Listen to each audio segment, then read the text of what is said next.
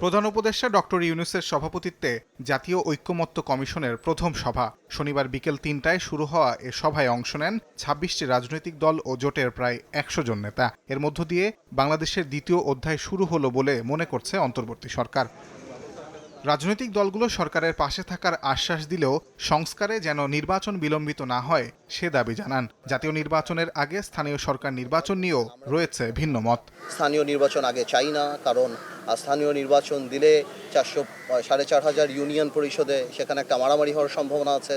আমরা স্পষ্টভাবে বলেছি স্থানীয় নির্বাচন করেন, জাতীয় নির্বাচন আগে করেন, কিন্তু আপনার প্রশাসনিক কর্তৃত্বটা লাগবে। গণতন্ত্রের প্রাতিষ্ঠানিক রূপদান এবং গণতান্ত্রিক ব্যবস্থা যাওয়া এটাও একটা সংস্কারের অংশ। সেক্ষেত্রে সংস্কার এবং নির্বাচন প্যারালাল চলবে। জাতীয় নির্বাচনের আগে যেন কোনোভাবেই স্থানীয় নির্বাচন না করা হয়। জাতীয় সংসদ নির্বাচনের পূর্বে স্থানীয় সরকার নির্বাচনের চিন্তা করাটা অত্যন্ত বিপজ্জনক হবে।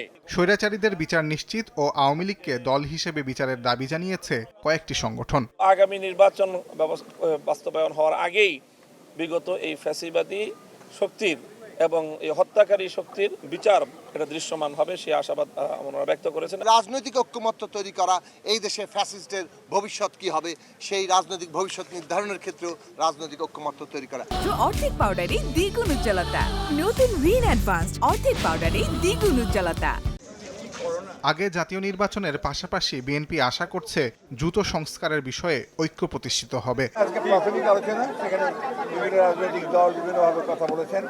আমরা আশা করব যে খুব দ্রুত এই সংস্কারের যে ন্যূনতম ঐক্যমত্য তৈরি হবে সেটার উপর ভিত্তি করে অতি দ্রুত জাতীয় নির্বাচন অনুষ্ঠিত হবে, এটাই আমাদের প্রত্যাশা।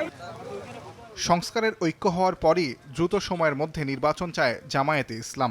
এই সংস্কার কমিশনের চূড়ান্ত সিদ্ধান্তগুলো পৌঁছার পরে যথাশীঘ্র সম্ভব যাতে নির্বাচন অনুষ্ঠিত হয়। সরকার উদ্যোগ নিয়ে আগে স্থানীয় সরকার নির্বাচন, নতুন সংবিধান ও আওয়ামী লীগের বিচার নিশ্চিতের দাবি জানায় জাতীয় নাগরিক কমিটি ও বৈষম্য বিরোধী ছাত্র আন্দোলন। ফ্যাসিবাদ বিরোধী যে রাজনৈতিক যেই দলগুলো ছিল সবাই এসছে, আমরা সবার মতামতের ভিত্তিতে আমরা সবাই একটা জায়গায় একমতে পৌঁছেছি যে পরবর্তী বাংলাদেশে আওয়ামী লীগ হচ্ছে একটি অপ্রাসঙ্গিক এবং আওয়ামী লীগকে নিষিদ্ধ করার প্রথম ধাপ হিসাবে আমরা আজকে যেটি প্রস্তাব করেছি সেটি হচ্ছে আওয়ামী লীগের নিবন্ধন বাতিল করে দেওয়ার। আমরা প্রত্যক্ষ এবং পরোক্ষ কোনো ধরনের নেগোসিয়েশনের চিহ্ন দেখতে চাই না।